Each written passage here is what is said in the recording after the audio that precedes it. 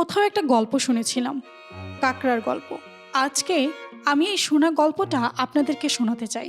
America প্রায় সব সময় বিভিন্ন দেশ থেকে কাকড়া সংগ্রহ করে। একবার নাকি প্রায় অনেক দেশ থেকে কাকড়া সংগ্রহ করে জাহাজ ভর্তি করে নিয়ে যাওয়ার সময় আমেরিকার একটি বন্দরে থামলো।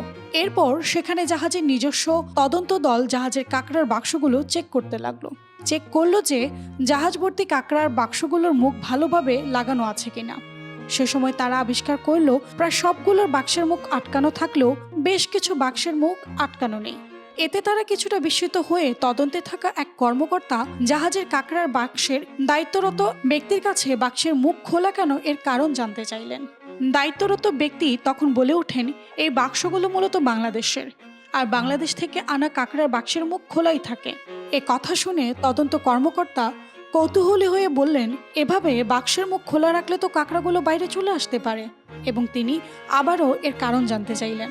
তখন তার উত্তরে জাহাজকর্মী বললেন, বাংলাদেশের কাকড়ার বাক্সগুলো এভাবেই আসে এবং এগুলো চাইলেও বের হয়ে আসতে পারে না।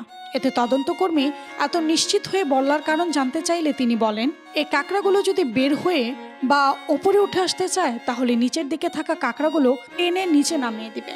কারণ আমরা সবাই জানি, কেউ যদি নিজের ইচ্ছায় ওপরে উঠতে চায় তাহলে তাকে আমরা উপরে উঠতে না দিয়ে বরং নিচের দিকে টেনে নিয়ে আসি। এই গল্পটার সাথে বাংলাদেশে বেশ কিছু মিল পাওয়া যায়। এখানেও একই রকম অবস্থা।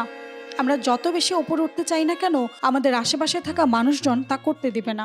কিভাবে নিচের দিকে নিয়ে আসা যায় সে চেষ্টাই করবে। নিজে তো সুখে থাকবেই না, বরং অন্যের সুখ শান্তি কিংবা ভালো থাকাও সহ্য করবে না। আপনি কিছু করলেও সমস্যা, আবার না করলেও সমস্যা। তারা একদিকে আপনাকে সাহায্যের নামে সামনে কোলাকুলি করবে, অন্যদিকে সে অবস্থায় পেছন থেকে ছুরিও মারবে। আপনি কিছু করতে চাইলে আপনার হাজারটা দোষ দেখিয়ে সে কাজের উৎসাহ নষ্ট করবে।